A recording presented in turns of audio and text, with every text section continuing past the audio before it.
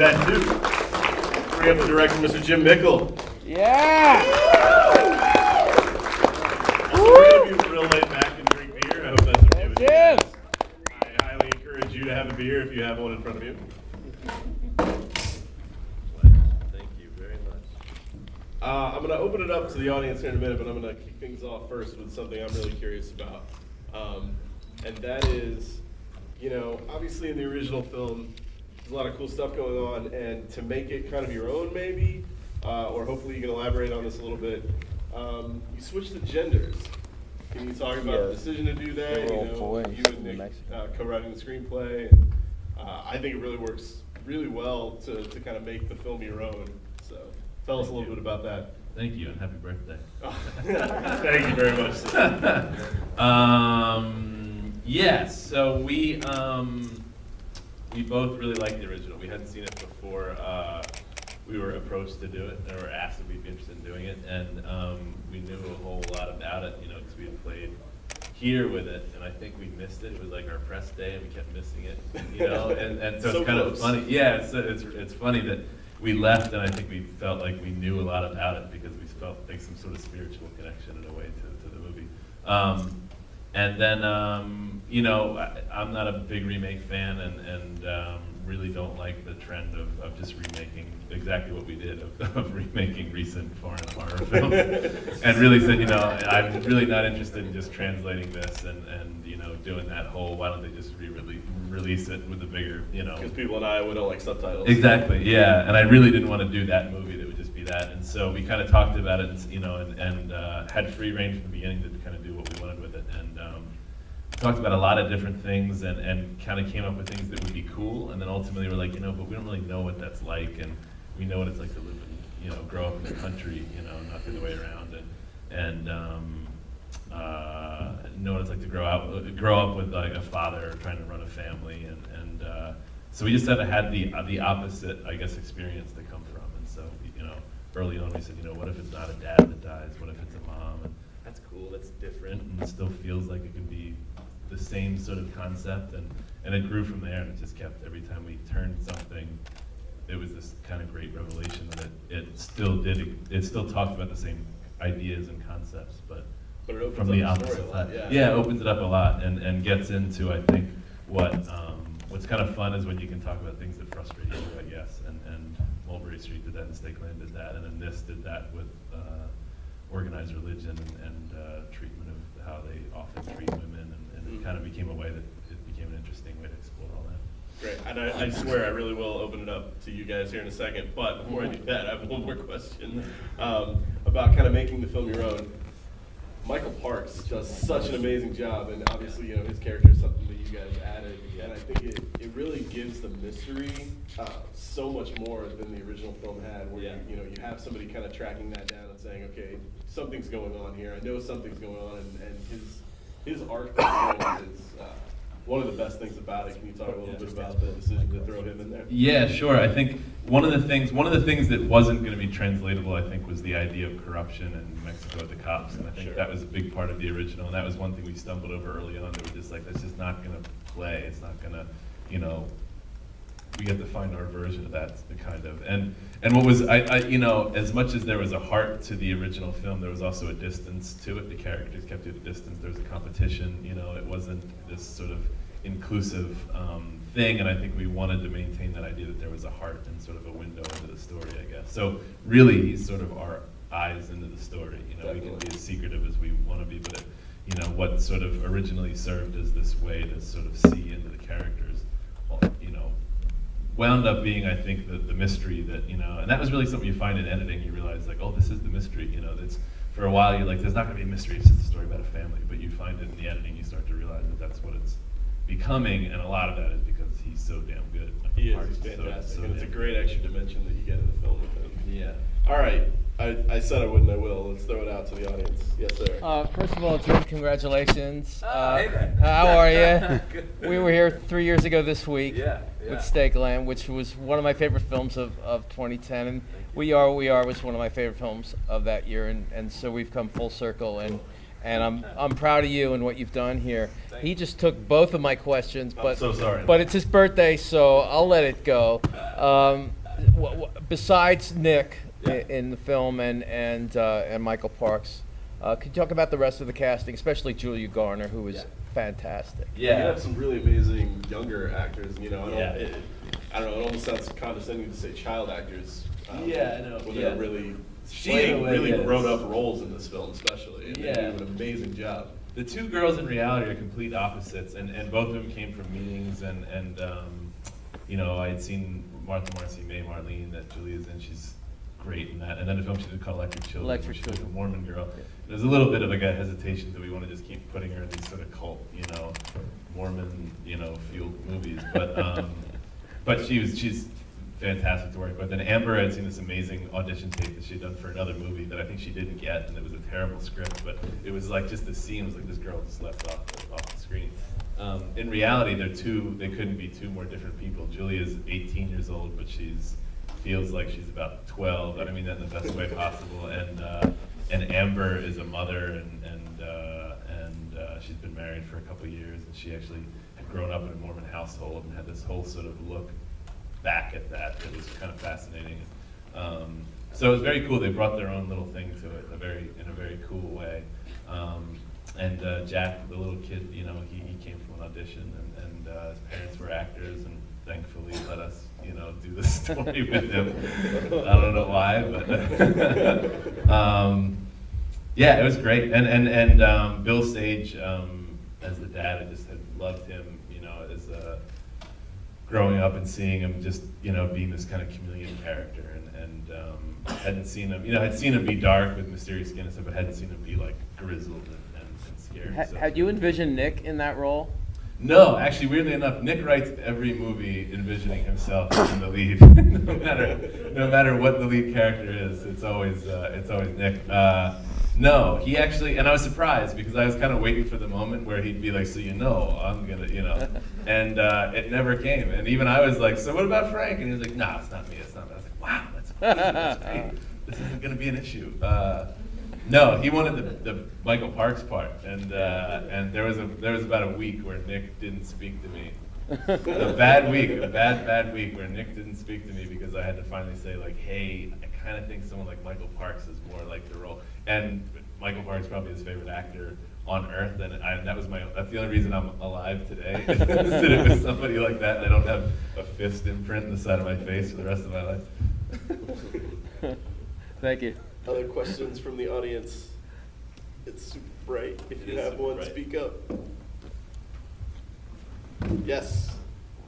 Did you talk about choosing the music? Yes. Which one? Which music? All of it. All of it is amazing, but the stuff particularly that you play on the records and that, you know, that old hippie stuff was really amazing. Yeah. Yeah, I kind of, you know, in general, I'm not a giant fan. I'm a huge horror fan, but I really don't, I don't love this sort of stereotype of just like, you know, death rock. It always has to fuel every horror film. And I think, I love when horror movies kind of go the opposite way and do sort of something soft and something that's sort of, because it's quiet and pretty, it's actually, I think, sometimes scarier. And that was a song, the one that's playing on the record player, that was a song that I heard in like a record shop, like right after we did Mulberry Street, and kind of loved it. It was haunting, and I just listened to it all the time, and always thought, you know, I want to put this in a movie. I don't know where to put it. And then literally, and I kept imagining the scene because it was one of the last ones that I cut, and so, you know, there's this whole period of a couple months where you're kind of thinking about what's that scene going to look like or feel like, you know. And I would drive back and forth to New York and upstate New York where I was editing, and I'd be listening to that song a lot, and then as soon as it was just one of those kind of magic things as you're cutting, you drop it in, and it, you know, really brings the scene to life and becomes the scene. And I think once I did that, I don't think I ever changed the cut, actually. It was like one of those scenes that never really changed after that. And the rest of it was just stuff that I like, and, you know, stuff that kind of set, you know, we wanted to create a timeless feel, and we wanted to create a movie that felt like it could be 100 years ago, or it could be now, and without the cell phones, I think hopefully that does play, you know, everything that's in there is mechanical tape recorders and phones, and I think the music also helps that feel that it doesn't really, you don't know if these are oldies or if these are songs that are playing on the radio right now with these people. I always kind of like that feel. And then musically, Jeff Grace, who had done Stakeland and had done a lot of High West films. He started doing the soundtrack and he got pulled off because of his schedule. He was on a bigger movie and he couldn't finish it. We wound up hiring another guy named Phil Mossman. It's from LCD Sound System, and he had done Another Earth, and he has a completely different style. And he started doing stuff, and then we got into Sundance and got rushed, and we wound up having to put the two of them together to just be able to get the thing done. And it's kind of amazing. See, there's two very different styles musically in there, and I was always terrified if this is going to work or not. But I think it does. Like, there's an electronic booming thing that Phil does, and then there's this really poetic kind of sweet string thing that Jeff does, and they sort of fuel both weird sides of the movie, I think. Nice. We have other questions from the audience? Yep. I like your use of diopter lenses and the rack focus. Yeah. Those were really, really cool. Could you talk about how those developed, how those came to be? Yeah, I think a lot of my cinematographer is kind of, obsessed with split diopters. We just shot another movie, actually, we wrapped 2 weeks ago, that's an 80s thriller, and we watched a lot of De Palma movies, and it's just filled with, you'll see a lot more diopters coming up. Yeah, I think, what's kind of fun, I think, again, going back to the classical filmmaking idea, and this kind of idea that if we're, kind of using these techniques, and I think it's kind of interesting where technology's gotten to a point now where you have these new cameras, and it's kind of like, okay, now, it isn't just about who has the most K resolution, you can go back to sort of fun stuff with lenses. And there's a lot of, I think one thing that's been kind of fun is finding the beauty of dollies versus zooms, and how I think zooms were eliminated for a long time because they were seen as an 80s thing, or it was like a video thing, right? When video cameras came out, I think it felt like a thing that didn't feel cinematic, and I think now I think it's kind of fun to find this new appreciation for zooms and how they can have their own personality and add something different than a dolly. And so a lot of the movie is, I'd say, probably 25% of the shots are slow zooms to kind of keep that creeping sense in there. So it's all, some of it's post, some of it's done on set, but I think it was a lot of just having fun with playing with sort of old-fashioned ways to pull stuff off. Thank you. Mm-hmm. Thanks for noticing. Yeah. The production design was also fantastic. Can you talk a little bit about sort of the production design aspect of it? Yeah, it's great production designer, and it was my first time to, my sister's a production designer, and she's done a lot of great big movies, and I don't know if I'll ever get to afford her. And so she kind of did my first movie, but it was really, she'd show up on weekends in between like bigger stuff. And then Stakeland was it was two different designers, and it was a different experience. This is my first time dealing with someone who was like an official, I'm a production designer. And it was awesome. I mean, everything that he did was everything was sort of motivated by textures. And once we cast Julia, and Julia's hair actually became a part of the production design and sort of how things are going to grow in a really kind of fun way. But I thought he had a great idea of building the house in a way that, it's actually the house that Another Earth was shot in, the Britt Marling film. And what was kind of fun was, he was like, no books, no sign of ways to sort of reach outside the world. We're going to create this sort of claustrophobia in here, and mental, psychological claustrophobia through that kind of stuff. But a lot of it was just wood, and really, Linda Moran, who's the producer, give her a round of applause. We have a house in upstate New York, and it was, we were in the middle of Hurricane Irene that hit the area and really devastated it, and I think got to see kind of firsthand what that was like. And a lot of that kind of fueled the whole like sort of soggy look. And so it's nice to get off the plane here and see like the first time it's rained here in preparation for us. So a lot of it came from that, and from looking at movies that where women weren't victims, and there was just a eeriness that came from that, like Picnic at Hanging Rock, and this film, Three Women, Robert Altman film, stuff that really had a classical sense that there was just something off about it. We wanted to do that without having just things always be creepy and haunted house looking. Yeah. You kind of answered some of the question, but where did you film this mostly? Because it was Yeah, in upstate New York, in the Catskill Mountains, in a town, mostly in a town called Bovina. that's where we spent about 3 weeks inside that house. But about 2 weeks in that kitchen. And the rest of it in Margaretville, and a lot of it was actually in the town that had been wiped out the year before by this massive flood that came through, and they went out of the way to clean up like the week before we got there, so we had to kind of re-fuck stuff up to get back to the way we wanted for us. And it was crazy. We were there in this flood, and we were stuck for 3 days. We couldn't get out of town. The road out of town was under 10 feet of water, and it was just this amazing experience to see this whole, like, just the way that nature just totally took over and sort of said, I own you to this whole town.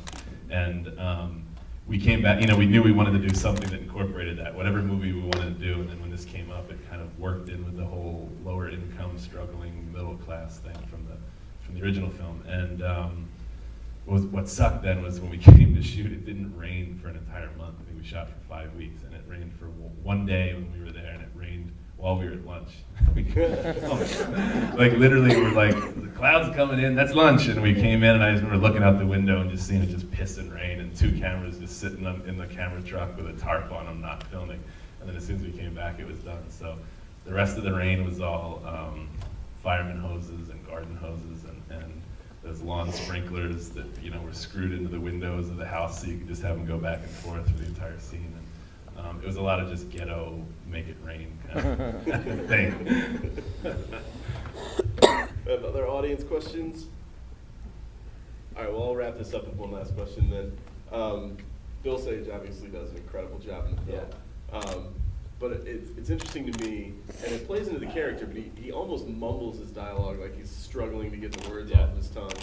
Was that a conscious decision like beforehand, or was that something that came about on set? And on top of that, was that the type of thing that you as a director start thinking, is anybody going to understand that? Should we do a couple more takes? Yeah, no, a little bit, yes, all those. Those are all very, very keen observations. Yes, we have a really good sound guy, really good sound, and I'm glad the sound mixer at the end said, whoever did the sound really did a good job, and he just did the new movie we just finished, and they said the same thing, this guy's great. So I kind of had faith in him that he was recording stuff really well, but a lot of it, what was great on this film was we had a chance to go up about 3 days before we started shooting and let the family kind of bond together, and we just took them, inspired by my time here at Fantastic Fest at Stake, then we took them shotgun shooting. So we took Julia and Amber and Bill for a day to just go out in the woods, and it was this kind of quickly bond and become a family in a couple of days.